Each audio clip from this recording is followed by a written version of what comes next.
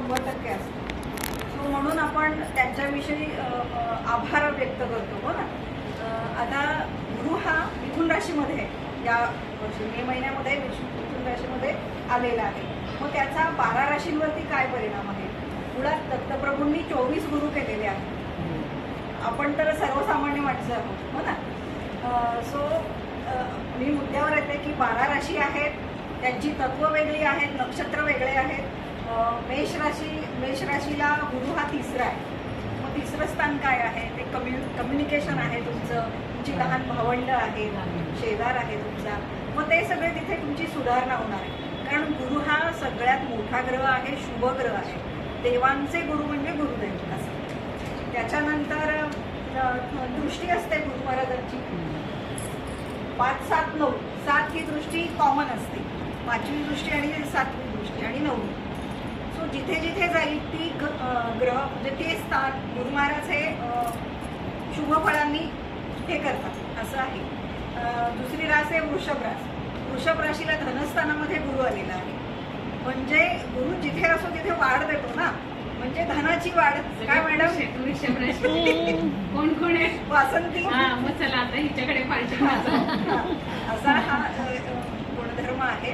आणि मग तिथून दृष्टी 5, 7, 9 जिथे जिथे जाईल ते पण त्या जागेचं पण शुभ फळ तुम्हाला मिळणार हो ना. त्याच्यानंतर तिसरी रास आहे मिथुन. तर मिथुनेतच गुरु आहे, म्हणजे एक सात्विकता वाढणार आहे. तुमचा अध्यात्मामध्ये काहीतरी इंटरेस्ट तुम्हाला निर्माण होईल हो ना. असं काहीतरी होऊ शकतं. तिथून परत 3 दृष्ट्या आल्या, ते पण शुभ आहेत. थोडे कष्ट पडणार आहेत, पण गुरु महाराजांच्या कृपेनं सगळं काही गाडी पुढे चालेल. आता आहे कर्क रास. कर्क राशीसाठी गुरु हा कितवा आलाय मॅडम? 12वा. बरोबर ना? 4, 5, 6. कर्क राशीसाठी 12वा ना. हो, मग आता कर्क लग्न धरलं ना आपण, मग तो 12वा आला ना. म्हणजे कर्क राशीला गुरुबळ थोडंसं कमी आहे, पण घाबरायचं कारण नाही. 12वी रास म्हणजे आपण म्हणतो ना की जे मोक्षाचं आहे, जिथे तुमचा जरी खर्च दाखवला तरी चांगल्या कारणासाठी होईल ना. गुरु महाराज बसलेत आणि तुमचं अध्यात्मामध्ये तुमची प्रगती होईल नक्कीच. आपण म्हणतो की गुरुबळ कमी, 12वा गुरु, 6वा गुरु, 8वा गुरु हो ना. पण घाबरायचं कारण नाही. 12वा गुरु छान आहे, तुमची अध्यात्माची प्रगती पुढे जाते. त्याच्यानंतर सिंह राशीसाठी लाभस्थानामध्ये आलाय, म्हणजे सर्व प्रकारचा लाभ तुम्हाला सिंह राशीला गुरु महाराज देणार. गायत्री आता हवे लाभच लाभ. त्याच्यानंतर कन्या रास आहे. कन्या राशीसाठी तो दशम स्थानामध्ये आलाय. मग दशम स्थान काय आहे? तुमचा व्यवसाय आहे, तुमची नोकरी आहे, किंवा आपण वडील म्हणतो आपले व्यवसाय पण बघतो ना, तिथे उत्तम फळ तुम्हाला गुरु महाराज देणार आहे. आणि तिथून परत दृष्टी आली 5, 7, 9 ती पण शुभ आली. त्याच्यानंतर आहे तूळ रास. तूळ राशीसाठी भाग्यात आलाय गुरु. उत्तमच आहे ना. तूळ राशी शुक्राची, भाग्यामध्ये गुरु महाराज येणं म्हणजे तुमचं भाग्य फळफळणार हो ना. त्याच्यासाठी पण तुम्ही पण थोडी उपासना केली पाहिजे हो ना. मंदिरात जाणं किंवा थोडासा दानधर्म, जसं आपण म्हणतो पिवळी डाळ आहे, पिवळं फूल देवाला आवडतं हो ना, पिवळं वस्त्र दान द्यावं, असं एक त्याचं महत्त्व. कर्म पण चांगले पाहिजे.